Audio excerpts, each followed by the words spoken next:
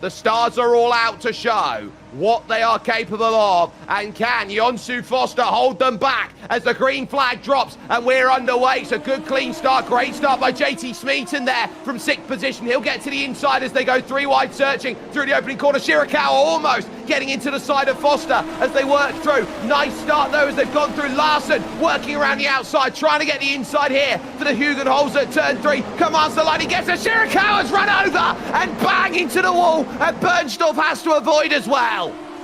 Let's take a look at this from JT Smeaton's perspective. A wonderful launch off of the start through the gears. Got to the inside of Rosenkrantz without any worries at all, and then figured out, right, where do I go from here? You can see Larson pivoting to the outside because Shirakawa just struggles there in the middle, but then to the outside you go, holding that line. There's a check-up then as Larson gets across the line, and then at what point do you have to slow down? Here's a little replay then of Brett Greaves and the pass done by Noddy Amel. This is a lovely pass, set it up through the S's up the hill, gets to the inside of Shevlak and says yoink. Emil needs to be nice and tight, get the power down quickly. You can see the Honda there versus the likes of what Emil Bernstorff is running at the moment. This is going to be very tough to go and navigate through, and this is where you battle and say, where do you go? Jonsu Foster, fastest lap with a 13.5, but here comes Han, defensive line taken by Bernstorff, moved back across then by Han. You're racing up against Sim Racing royalties. One of the best content creators on the service is Emil Bernstorff, and he's not getting away past the former F2 driver who has said previously in the past, I don't want to go full metal racing, I much prefer sim racing. This battle is really on for a second now. Here comes Rosenkrantz, not on the button, and a very late defensive maneuver from Fries Larsen there. He's going to get around the outside is Rosenkrantz. Oh, runs a bit deep though into the marbles, and he's going to end up losing that as a result, and Fries Larsen going to come back, but Rosenkrantz is right there and he's not going to let this go easily. Rosenkrantz continuing on, trying to find any way, any which way to go and get this move. And gets a lunge down the inside then, turn 9, trying to steal one up, but that long line certainly helps then for Timmy Fries Larsen. I think they've completely forgotten about Jonsu Foster now. This is just a pure scrap for second. Look at this from Rosenkrantz though. Before any of that, another look at turn 9. Now will he look to the inside at 10? Line is covered. Yeah, I don't think the move was going to be on there at all, with the fact that Fries Larsen was covering it very, very aggressively, trying to hold that position off. These two are just not leaving anything on the table. They are absolutely scrapping like it's for the World Championship at the moment. So this is the drive off the exit, nothing for Lucas Hahn, and Jake Spencer just sees it and breezes on through. A lovely run from 1 into 2, and Rosenkrantz again forces Timmy Fries Larsen across. I think Rosenkrantz has got to be a lot more aggressive now here in terms of where his car placement is, or he can go the long way around. The road hard travelled. He'll have to go around the outside of Gerlach to get this done. Can he get to the inside and throw the block against their Timmy, who will go up the hill now and have the run up to Shevlak here. They'll go through at Rob Schlowmaker, turn 5. It's Larsen with the run, but Rosenkrantz on the inside for Shevlak is not refusing on this one to give it up. Masters corner side by side. Timmy, what a move! The outside and then straight to the defensive at the next corner. Fantastic move and very, very well strategic play of using that overtake system against Rosenkrantz. So he's got the position back, but how long is this going to last? Because it's quite clear that Rosenkrantz has got some immense pace in that car, and it's quite clear that he's got much better tyres as well under him.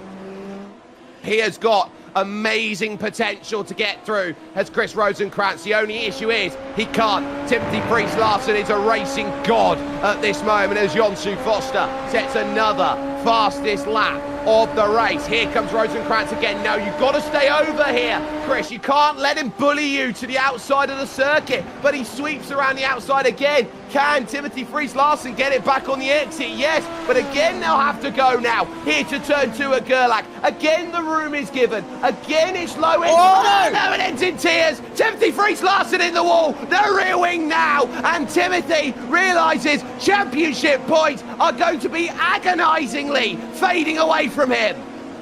Yeah, he's going to drop well down to the back of the field, and at least very far back, and he's got to be careful on the way back with no rear wing as well as he's put it in the wall, trying to get back. That will do it.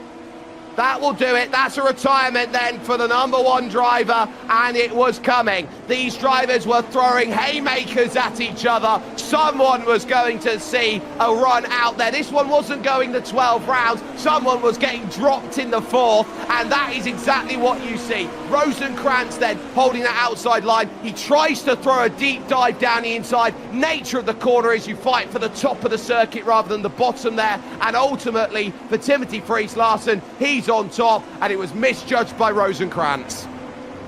Spencer remaining steadfast and close as Benjamin David desperately tries to hold JT Smeaton behind here through Masters Corner at turn 8 and needs all of the defensive prowess to stop. He goes wide though and says, look, I'm going to have to let you have it. There goes JT Smeaton, and there is his top 10.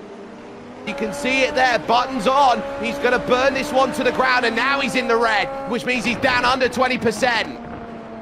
Yeah, and he's not got much left, and he's going to run out on the front straight at this rate. He's still on the overtake system, and he's trying to close that gap back down so he can get close enough for 3, 2, 1, and he is out. That is it. He is dead in the water for the rest of the race with that overtake system. That was his big shot, and it's not worked out for Lucas Hand there. And I think there he goes. Oh, he's got him. He's got him. Jake Spencer. Oh, you left the bottom door open. He's just locked up on the way into turn 1, and he's just basically put it out on a silver platter and go, here you go, here's the position.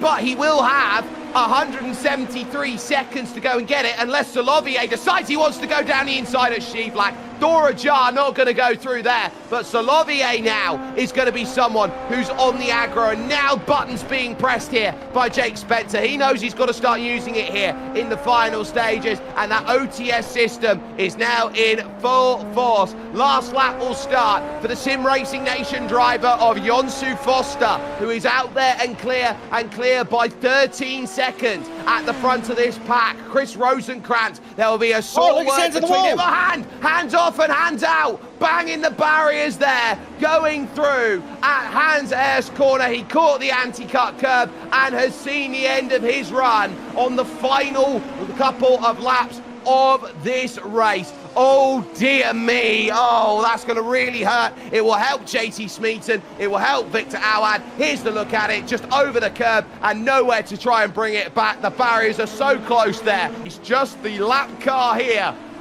to go and deal with. That is Boyan Kuzna, who will fall that one lap down. And simply put, everyone's been pushing for these final laps. No one has come within an inch of this driver. No one has come within a mile of Jonsu Foster. Now heading to Ari Luyendijk corner. It's long gone Jon as he makes his way to the line. Jonsu Foster has decimated the strongest field we've ever seen here in Super Formula. For what was a tall-ordered battle here at Zandvoort, and we will get the confirmation now rolling up across your screen, because Jonsu Foster has dominated proceedings today. He's won by 12.6 from pole position over Chris Rosenkrantz, who came together with Timothy Friis-Larsen in the biggest moment of the race. A quiet run for James Byrne, with his father Jamie spotting him for today's running. Emil Bernstorff will be fourth, and Jake Spencer rounding out your top 5. It's then Kostek Solovier in 6th position. The pole, Nodi Amel, who are having a wonderful day, up 10 spots, the biggest mover, gets 7th, with Victor Awad in 8th, JT Smeaton 9th, and Jack David Spickett rounding out your top 10. Smeaton with the contact, of course, on the first lap even of the race. Benjamin David, 11th for him, with Mohamed Amin Rezgi there in 12th position, the last finisher on the lead lap. One down for Boyan Kuzna, for Brett Greaves, and for Lucas Hand, who found the barriers with 2 to go. And big retirees championship-wise for Timothy Friis-Larsen and Valerio Fagundes Tavares. And a shame that we didn't get the chance to see what Yuki Shirakawa was all about. He looked quick in qualifying, but got run over out of the Hugenholz by JT Smeaton.